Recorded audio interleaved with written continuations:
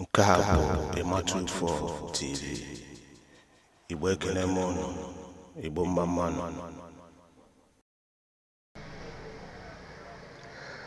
Igbo ekene m unu, Igbo mma mmanụ.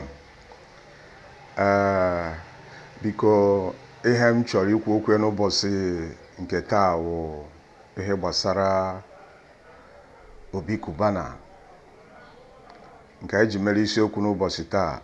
Ihe anyị kpọrọ ya bụ Obi Cubana ọ Gini. Kedu ihe ọ bụ Obi Cubana? Why? Eziokwu achọbụghị m ikwu ihe ọbụla gbasara kesi Obi Cubana,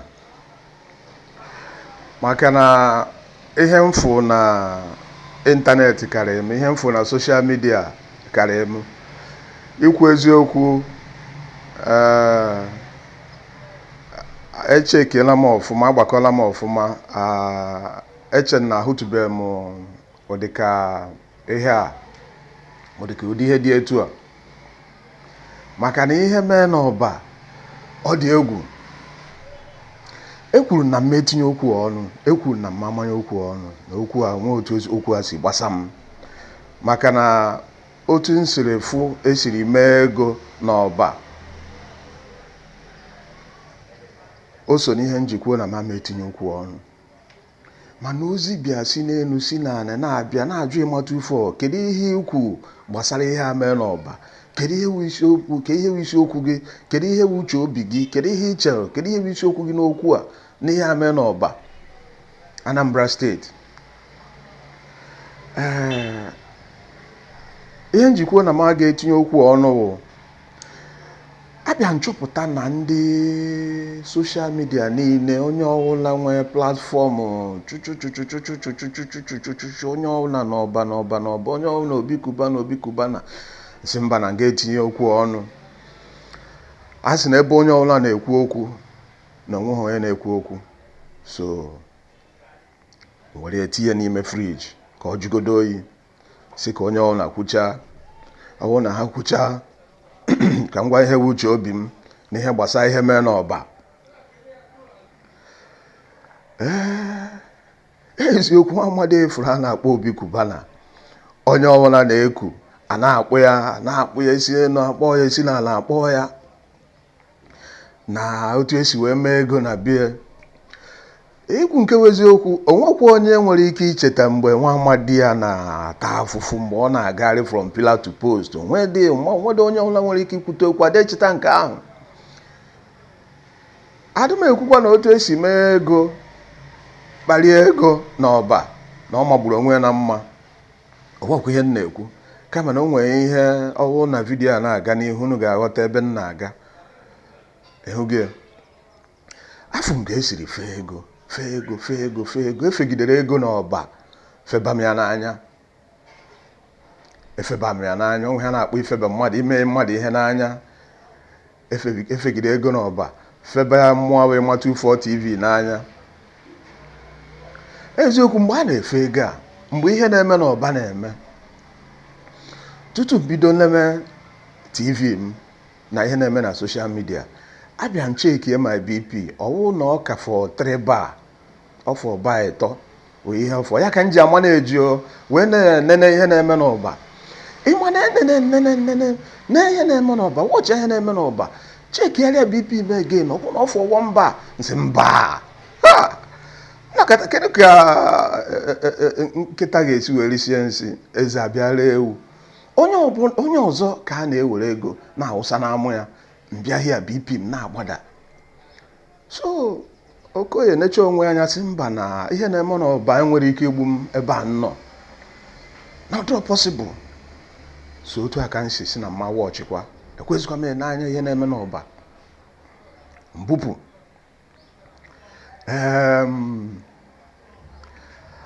Aha m bụ Obi Emmanuel nke Ịma24 TV. Biko ọ bụ na iwe onye ọhụrụ na platfọm a,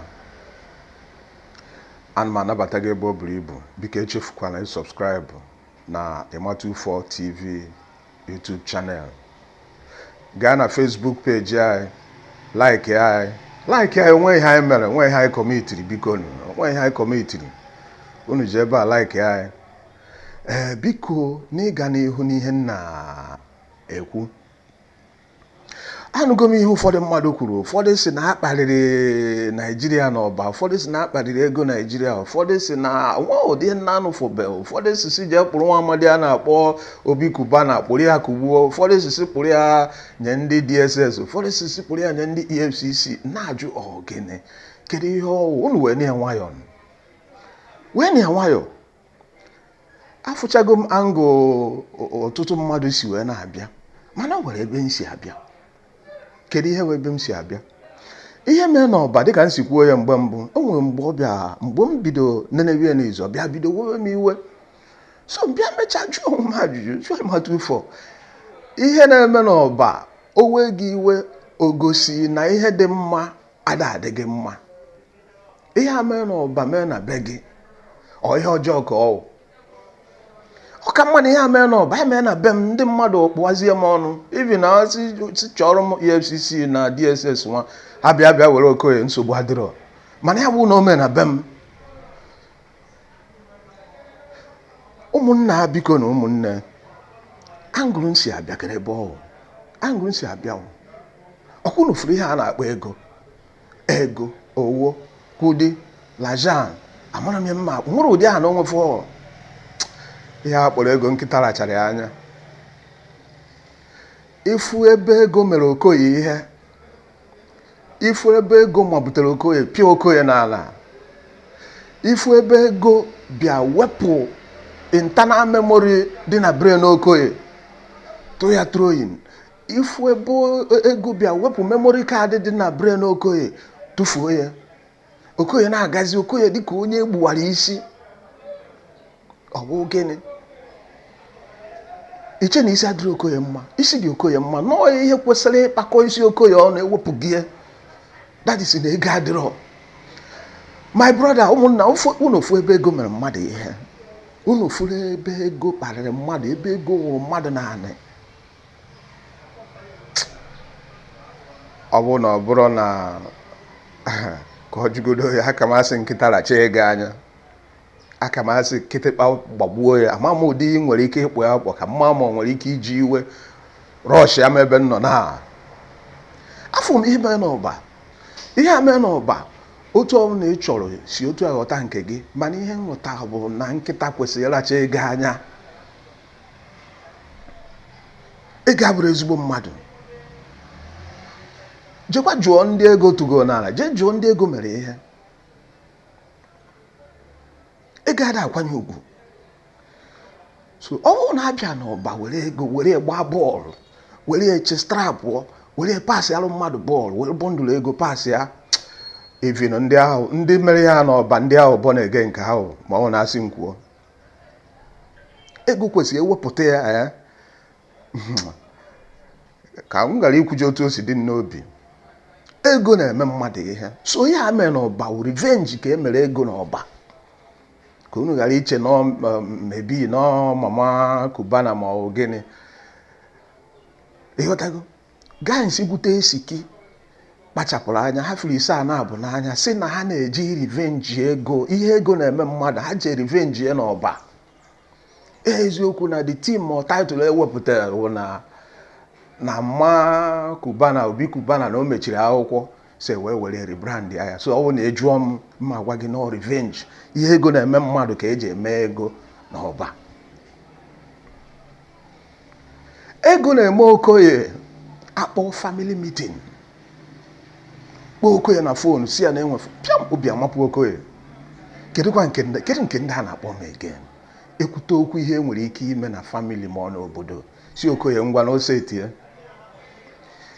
etinye na Easter Okoye si ọ kara mma na shift ya na December ga-aka na mma mgbe ndị mmadụ ga-agbakọta mgbe ndị mmadụ ga-anọta ebe o buru ibu eruo December Okoye asịsị shift ya na Easter eruo na Easter Okoye asịsị shift ya na August kedu ihe Okoye na-agbara ha ọ dịrọ Okoye ejirọ ego adịghị mmadụ akwụkwọ na blame Okoye a na-eji obodo anyị a nwaanyị Igbo a na-eji mmadụ ejiri ego wepụ ya n'ọkwa diọkpara ọhụụ na famili were edewe na lasbon wee lasbon mere diọkpara. ị nwere ike isi na diọkpara na-ereligatiri ya from ebe ọ nọ butuo ya. In principle ọ dị ka diọkpara, mana abịa na practice onye parents ma family ji ma diọkpara ahụ onye nke agwute esiki o nwere ike wụ lasbon ma osote lasbon onye ha ji ewe diọkpara dịka otu obodo si dị kịta. Efughị so anwekwa na nwata ndị jere ọba jee at ya ụta. Nkịta rachara ego anya, ego idiot. Maka ihe ego na-eme mmadụ, ọ dị mma ọwụ na ịnweta ego onwe otu ị nwere ike isi wee revenge so revenge a ka ndị mmadụ gaa n'ọba. Ofu ihe so na-ewe m iwe n'ihe niile efu ndị na-aferi ọnụ, ndị na-akọwụ n'ọkwa ndị na-asịsị kpọrọ nwa amadi a EFCC, ndị sisi kpọrọ Obi Cubana DSS na Gini bụkwa ọkwa ndị Igbo anyị, nwere ndị ọzọ. Ndị Igbo anyị ndị ọka n'isi na EFCC ọnọkwa ihe a na-eme nke a na nke a na nke a na nke a nọkwa ya na ihe a na-eme. Mgbe nwa amadi ya na-agagharị from pillar to post na Abuja with shoe ye bend ọ na-akwagharị ka ozu ekwero na-akwagharị ka ozu akwara akwa na Abuja ebe ọ na-achọ akara aka ya. Onwekwa onye fụrụ this guy, onwekwa onye chọọ EFCC kpọrọ this guy, onwekwa onye kpọrọ DSS si ya ngwa gaa makịara onye a gaa makịa na Obi Cubana, onwekwa onye try. Mgbe this guy wapere na one place na-amaneji local restaurant ya ụmụ ihe mama put ndị a na-ayọ oluwa maka akara aka ya, onweghị kpọrọ ndị EFCC si ya nekwa onye a jeje maka ya. Unu gba nkịtị, unu gba Obi Cubana nkịtị. Ego ịdị lucky, mmara ebe ibi ihe maka eme gị, ihe ịmata ufe a ka eme gị, ịdị lucky. Mmadụ anwakwana anwanye m adreesị ya because ihe m ga-eme na ọ na nchọpụta residence adreesị ebe ego bi, m ga-eme ego ihe. O nwere ihe kparịrị mmadụ ka ego n'obodo ebe isi.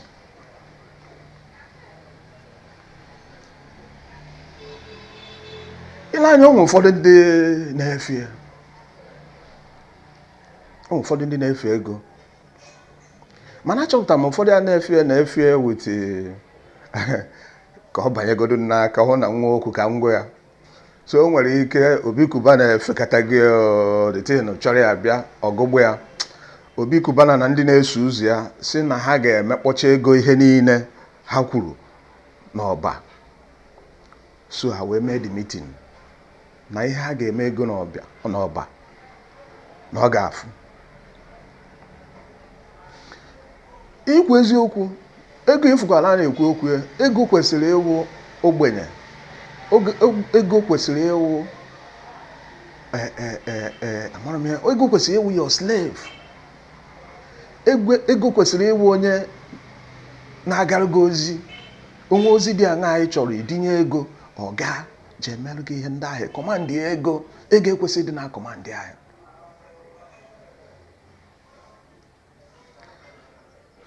Nsi na angụl nsi ya n'ihe anya mfụ ihe mere n'ọba. Ngwa gị na akwụdoro m asọpọtụ m ndị mere ego ihe a ha mere ego n'ọba. Short emetacha ya ọfụma sef ọ kafọ.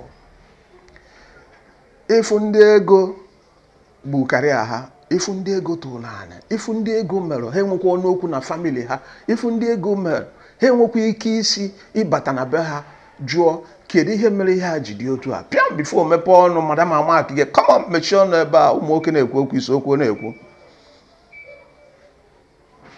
Okoye regret ihe ojije ebinye aka na nsị ndị Hausa.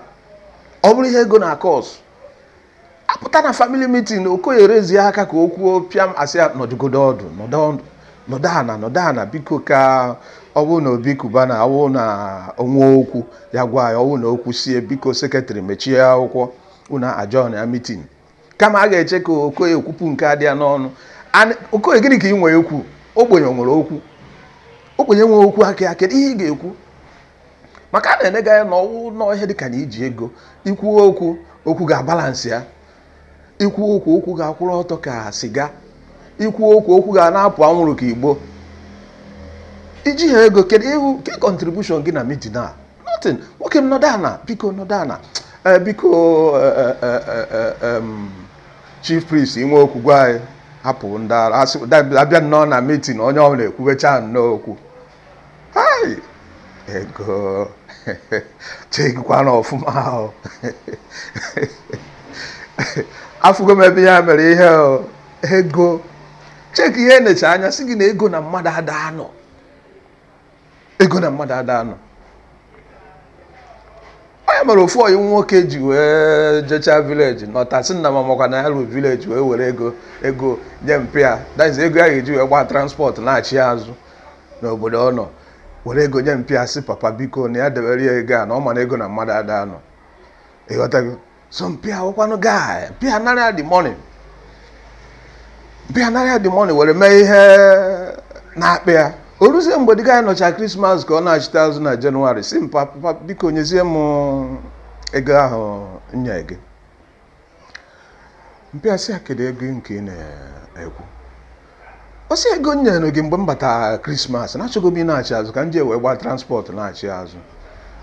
Mpịa sị ya biko ewe na iwe ego nke ị na-ekwu okwu ihe a ọkwa nke ị gwara m mgbe ị were ego aja ma isi na ego na mmadụ ada anọ i were enye m. So adị gị ka anụmanụ na adị gị ka anụ ọhịa n'anya. Mana ego na mmadụ ada anọ i were ego nye mmadụ si mmadụ debe ego. Ifugo na ego efenigo na biko ya si side ebe a pụtawa. Ya pụtawa.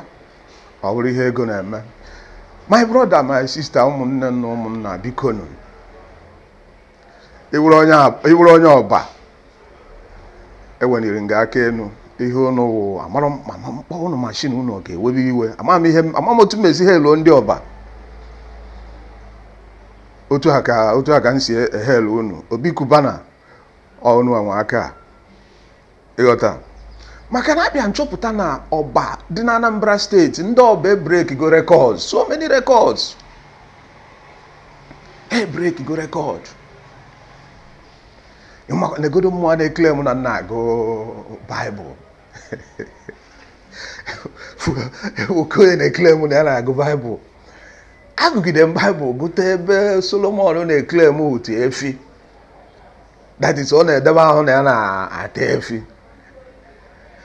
Mbịa were compare ihe na-eme n'ọba. Nsị na Solomon gwazikwa ije jụọ ndị ọba kedu ihe plan ha na-efi.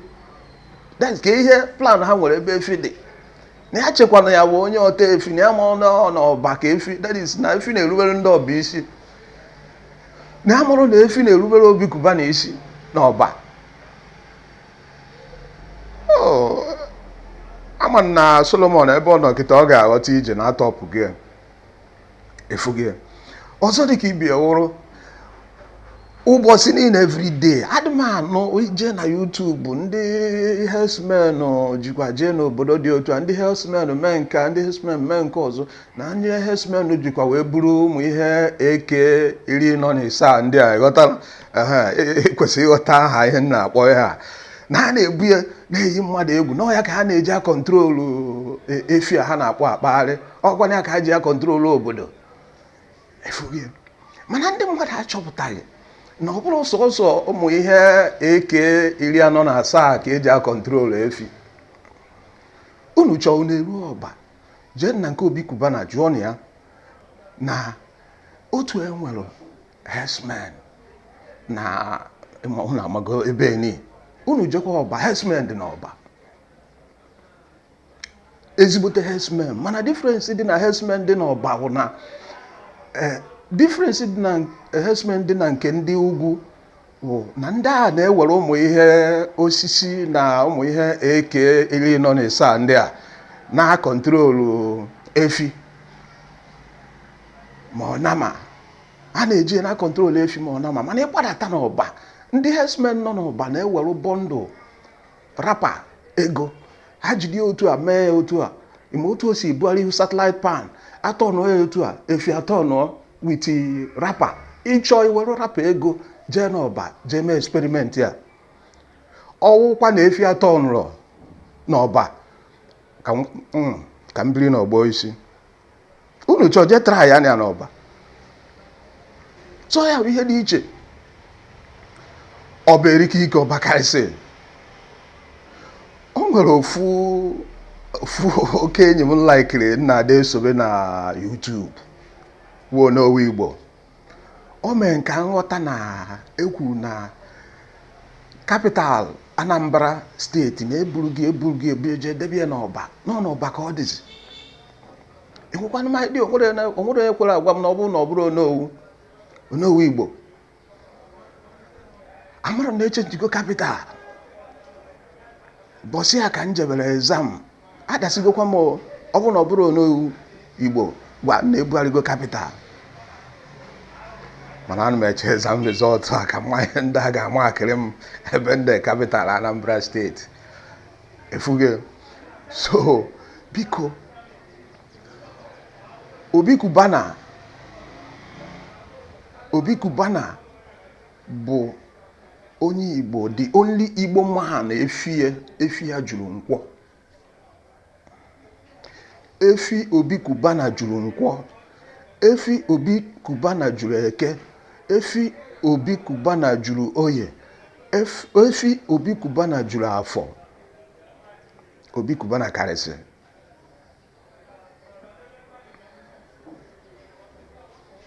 Ị na-ene ihe na-eme na be Obi Cubana n'ọba. Maka mgbe a na-eme ihe gbasara ọmụmụ ya. Ife otu esi atụ ego. Ife otu esi apasị ego ka bọọlụ.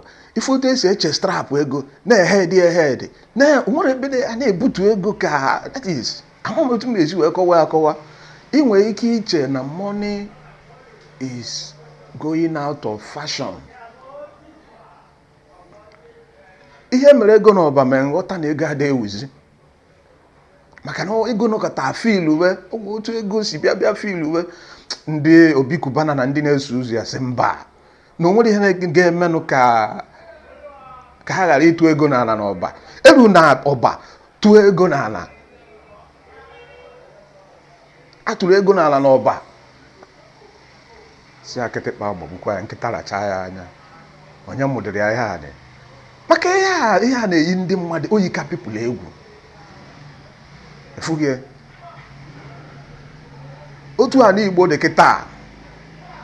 Otu a n'Igbo dị. Ọhụụ na-asị nkwu asị mata ufe ọkwuo. Agụba ndị kpara ego eji emeri ọnwụnwa. Agụba ndị kpara ego gbara afọ ọnụ n'ala Igbo. Agụchaa ya agụnyeghụ Obi Cubana. Ịmanụ onye iri egoro ya. Agụchaa ya agụnyeghụ Obi Cubana. Cheki onye gụrụ ya aka gwara ya. Ọ bụkwa na nna ehelu nwa amadi ya na onwe ihe o mere m sisi erutebekwa na my ministry na-agbanyeghị na anụ m n'anya tait ya. Ịghọtala? Onwebeghị sisi ya edibe mmụọ nkụ bụ ya, mana ihe nji anya mfụ menụ n'ọba gbasara Obi Cubana na ndị na-eso ụzọ ya. Ha changed the face of the economy of Oba community. Ya na Anambra State. Because ọ bụ na ngwa unu, the amount of money bata n'Oba community, o change the lives of so many people. Ọsọgodi ya bụ na onwere ego Obi Cubana nyere ndị Oba. Na-agbanyeghị na anụgo m so many beautiful stories about him. Anụgo m ihe buru ibu ndị o mesi, ndị o si n'ogbenye kpọpụta mee ha wụrụ ọgaranya. Ndị a na-akwụrụ ụgwọ akwụkwọ, ndị o change many lives n'ọba. Onwenye na-ekwute nke ahụ. No simple ka ha revenge ego ihe ego na-eme mmadụ n'ọba. Ka ụfọdụ mmadụ ji wee tọọ tiger sisi kpụrụ Obi Cubana kpụrụ akpụ EFCC si kpụrụ akpụ DSS. Nakwa na-echeki ndị Igbo na-echeki ihe mere na be Obi Cubana amaka. O nwekwa onye Igbo furu Obi Cubana mgbe ọ gụchara university pụta jee mee NYSC ya na Abuja. O nwekwa onye furu ya mgbe ọ na-agagharị. Ndị Abịrịba na Abia State si na mmadụ ịtụrị, that is mmadụ ịgagharị wandering. O nwekwa onye furu ya mgbe ọ na-atụrị from one street to another na Abuja. O nwekwa onye Igbo furu ebe a jeje kpọrọ ya EFCC onwe onye Igbo fụrụ ya ga-akpọrọ ya DSS na ndị ọzọ. Onwe onye fụrụ ya mgbe ọ na-agarị na-achọ akara aka ya. Nobody saw him. But kịta o butego osiki maka ihe Obi Cubana gwute 5 siki 5 ọ ihe o gwute. Kịta o butego osiki ibe anyị ndị Igbo na-ekwu, ụfọdụ ndị Igbo na-ekwu sisi kpọrọ ya ndị DSS, kpọrọ ya ndị EFCC ka akọwa otu ego a si wee bịa. Ka m gwakwa unu, nwụrụ ogbenye, ọwụ na ọmụ poverty, onwe ihe ga-eme ka m na-eme travel ka m jee visit ọba kpọkwu m enwere ike ịkpa na ọba again. O nwegodo otu m si agafe ihe dị ka nchọ ije Lagos, ịmago as poverty, na nchọ ije Lagos ma na nchọ ịkrọsụ isi ihe dị ka Owerri jebe Lagos, enwere m ike isi ụzọ nwere ike ịkọnekt m to Ọba Junction ebe m nwere ike mpụta nsị ka nke ọtụọ. Enwere m ike inwe anwa mma chụọ kama ọ bụrụ mba mmiri nsi mba mmiri jee Lagos kama mma esi Ọba again. Enwere m ike inwe anwa. Adịghị ịfụ akwụrụ atụfuru, enwekwa ike ichekie burial mma Obi Cubana. Efu na ego Obi Cubana tụnyere ya bụ obere ego, ọ bụrụ nnukwu ego. Efu na obere ego ka ọ tụnyere ebe ahụ. Ndị efu bịa menite ihe dị ya bụ ndị o nyere aka, ndị mma na ọ bara uru n'obodo anyị nọ na ya, ndị na-eso ụzọ ya. Ọ bụ na ọ bụrụ ndị ahụ dịka otu Obi Cubana si agbasapụ aka, ọ bụ na ọ bụrụ ha nwa bịa no decide ya ịmago bịa n'ọba ka atọ na water into wine. Ihe atọ nọ n'ọba water into wine mana people enwere idea, ndị mmadụ amarọ. Efuge abịa njụ eze echeke statistics efi dị na Nigeria, asị na efi na price efi echenjigo na price efi na ọ dịzi oke ọnụ. Na-ajụ kedu ihe ọ bụ. Asị na ihe na-eme n'ọba na ife dị n'ọba na ihe na-eme n'ọba na efi niile bịa wee iwe wee nebe anya n'ọba wee gbadawa ọba. So na ọ na nchọ efi na njọ ọba.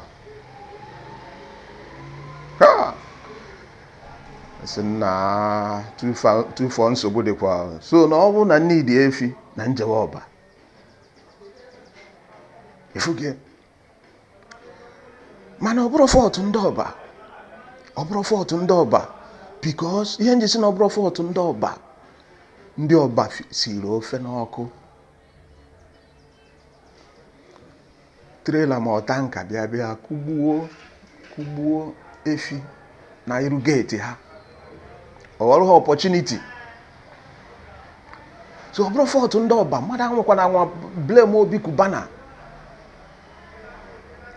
Ịchọje jụọ ndị niile jere ịga anụ efi 2 weeks before ebido mmemme a, and n'ime 2 weeks ya finish mmemme a, jụọ ha price efi, jụọ ha price anụ efi ha jere bete ka ọ dị. O tichara ego, o tiri ezigbo ego. Mana ihe o eji wee tiri gị ego maka na ị bịara ọba, maka ọ na ị bịara ọba ị bịa kọtụrụ quantity gị na ndị be gị eri unu ruo unu esiribe ife ọghọrụ na opportunity. Efuge abịa mmụọ bụ ịmata ufọ adị m eji ike apụkarị apụ. Eziokwu mgbe ihe a chọrọ ibido na ọba, Obi Cubana chọrọ ime mmemme a na ọba, ọ dịghị ọrụ m izi mmụọ ịgadi a personally. So unu ama ihe mme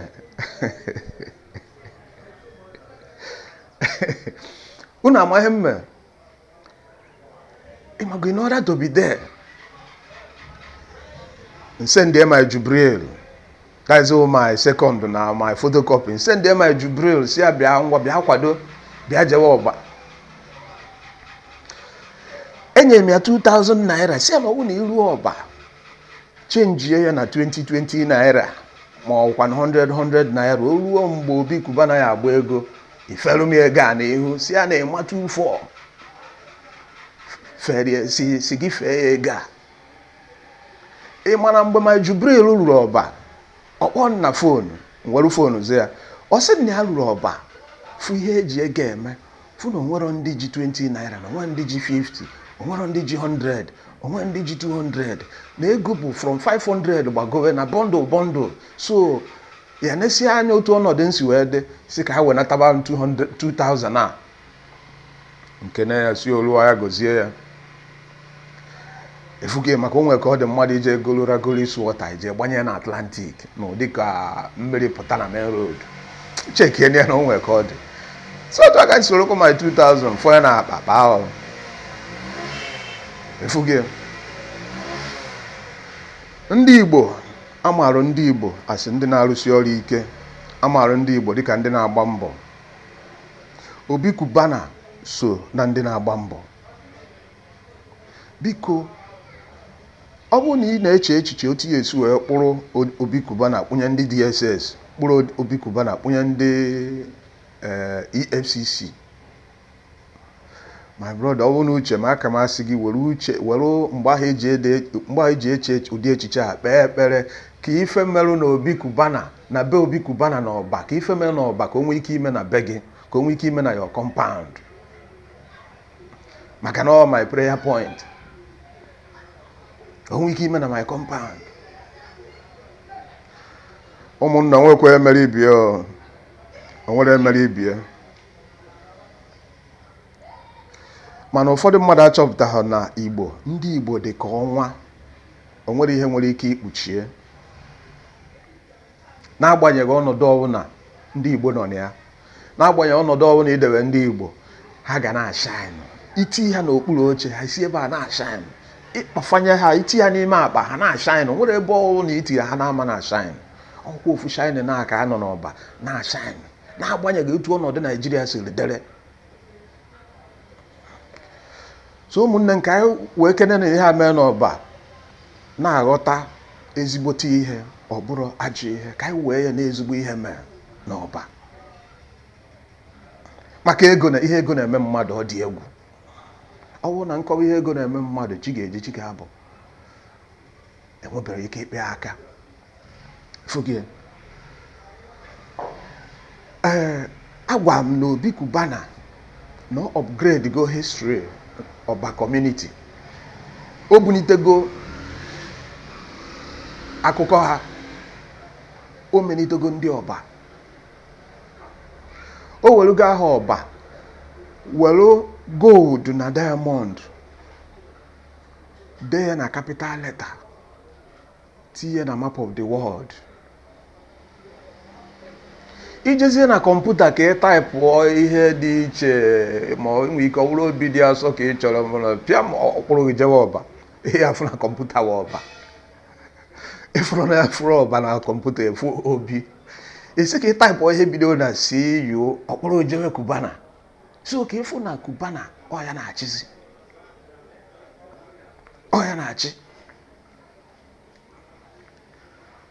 Biko ama na ụfọdụ ga-asị na m amacha ihe ọfụma mana achọrọ nke unu ghọta ihe m fụrụ merụ na ọba community ihe m fụrụ mee na burial mma Obi Cubana ọ bụ gịnị afụrụ m ebe ndị Igbo na-celebrate ebe ndị Igbo na-atụ mma ebe ndị Igbo na-celebrate independence of the mind against every militating circumstances.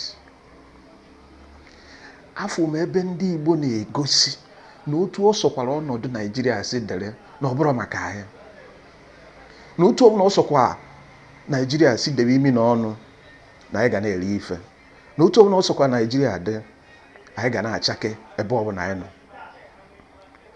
na ebe ọbụla onye Igbo nọ ọ ga na-achake ọnọdụ ọbụla ọ sọ gị debe onye Igbo ọ ga-afụrịrị otu ọ ga-esi wee chake. Biko onye Igbo na ebe ọbụla ị nọ kaba ahụ na-agba mbọ ka ị nwee ike ịchake kaba ahụ na-agba mbọ ka ihe mee n'ọba mee na be gị. Unu echefukwala na Obi Cubana a na-ekwu okwu dịka otu o si kwuru interview ya na BBC Igbo o kwuru na ha dị mmadụ isii na-arahụ na 12 by 12 room n'eziokwu na mgbe e bidoro na ọ dịrị izi na onwego so many things ya tiri aka ghasara aghasa na onwego so many things ya tiri aka na awa ọkụrụ. Onwekwa ndị na-afụda wanụ onwe na-anụ maka nke ahụ ihe afọ ihe a na-eti mkpu na nke emekwa nke emerọ nke emekwa nke emerọ. O nwere onye fụrụ this guy mgbe ọ na-eme etinye nke aka ọ daa adọdo nke a ọ gbajie azụrụ nke ụkwụ ọ bendị ya. Onwekwa onye fụrụ ya o jisikwa ike na-agba mbọ. Obi Cubana ha na-ekwukwa n'okwu ya o nwere history. Unu echefukwana ya, onye ọla nwere history. Mana ịmago anyị na-alaiki ka anyị celebrate onye butego osiki dịka otu Obi Cubana na ndị na-eso ụzọ ya siri bute ndị a na-alaiki i celebrate. Dama na ofu ihe nji like ya bụ abịa nchọpụta na ọ bụ a very quiet and private person. Ọ bụrụ onye mmacha. Ọ bụrụ onye mmacha. Ọ bụkwanụ na ihe mere na ọba ka na-eju gị anya na kedu ihe mere ụdị ndị mmadụ ji wee bịa wee were ụdị ego a ha ji bịa n'ọba wee zoo mmiri n'ọba. Mmiri ego a na-ezo n'ọba. Nchọ ka mkpụrụ unu gaba n'ihe Perikoma Okoye nke arọ ndị Izọgụ kwuru. Ọ sị na ọgaranya ma ọ dike jere mba anụ juru akpa ya. Icheki ọfụma na ndị o nyere nyegwakwara ya. Ihe niile ife ume n'ọba anọkọtara si n'elu daa n'ala. Otu Obi Cubana si emepụ aka otu a ka o si mgbe o rutọ n'Obi Cubana ha sị ka ha jee ọba jee tụọ n'ọwọta into wine.